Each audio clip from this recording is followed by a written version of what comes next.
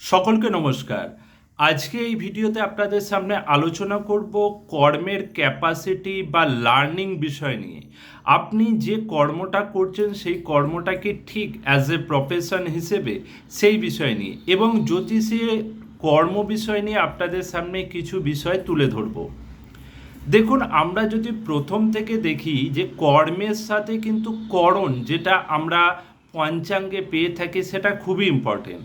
আপনার কুণ্ডলিতে যদি বুধ গ্রহ খারাপ অবস্থায় থাকে, কারণ হচ্ছে করণের কারক রয়েছে বুধ গ্রহ, এবং করণের অধিপতি গ্রহ যদি অশুভ অবস্থায় কুণ্ডলিতে থাকে তাহলে আপনার কর্মের ধরন ঠিক নেই, বা কর্মের যে কর্মটা করছেন তার কৌশল আপনার ঠিক নেই, সামর্থ্য ঠিকঠাকভাবে নেই, এবং কর্মের জন্য যে স্কিলটা দরকার সেটা কিন্তু আপনি সঠিক ওয়েতে করতে পারছেন না। এবার শনি মহারাজ সাধারণত আমাদের কর্মের কারক গ্রহ, যিনি আমাদের উপার্জন বা পেশাকে নির্দেশ করেন।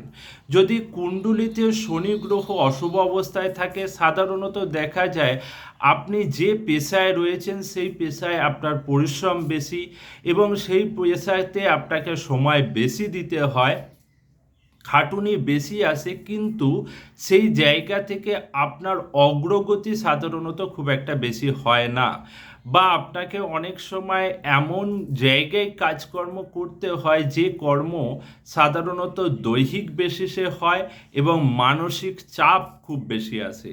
তাহলে কুণ্ডলিতে বুধের পাশাপাশি শনি গ্রহ পজিটিভ থাকাটা জরুরি।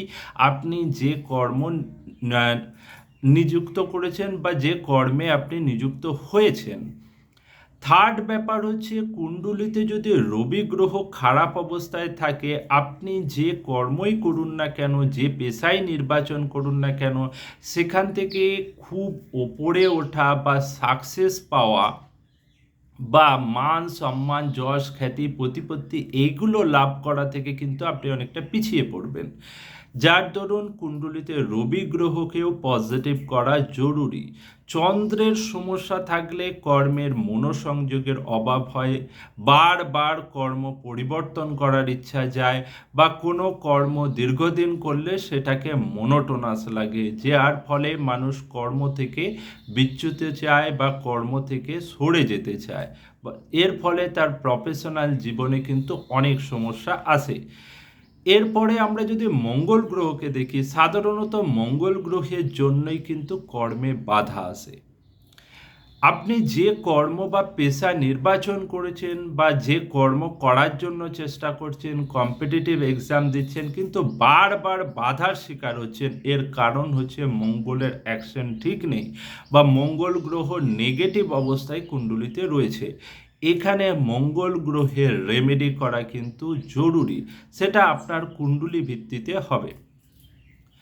কুণ্ডলিতে যদি রাহু গ্রহ নেগেটিভ থাকে তাহলে আপনার শর্ট টার্মে গেন করা কিন্তু খুব সহজেই হবে না।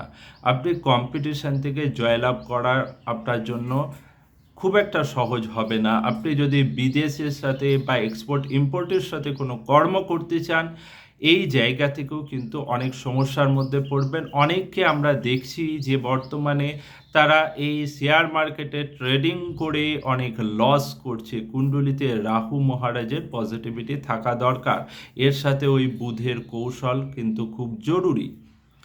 এবার একটা বিষয় দেখি, কেতু মহারাজ সাধারণত কর্মকে ডিসকানেক্ট করে বা কর্মকে অন্য ওয়েতে পরিচালনা করে, বা কর্ম হয়ে গেছে এবার একটু রেস্ট নিই, এই ধরনের বিষয়কে দেখায়। তবে হ্যাঁ, এই কেতু মহারাজই কিন্তু আপনি যে কর্মটা করছেন তার সূক্ষ্ম অনুভূতি বা নলেজ যদি রাখতে পারেন, আপনাকে সেই কর্মে এক্সপার্টিস বানাতে পারে, বা আপনাকেই লোকেরা সেই কর্মের জন্য খুঁজতে পারে।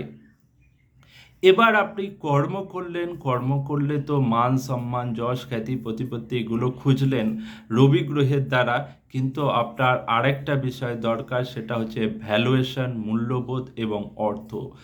কর্মের যে ভ্যালুয়েশন সেটা বৃহস্পতি দ্বারা আসে। আপনি যে কর্ম করে আপনার ডাল ভাত উপার্জন হলো সেটা বৃহস্পতির দ্বারা আসবে।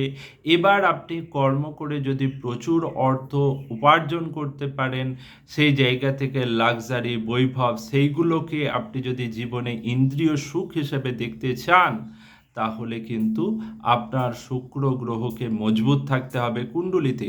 বৃহস্পতি কর্মের শান্তিকে নির্দেশ করে এবং শুক্র কর্মের সুখকে নির্দেশ করে।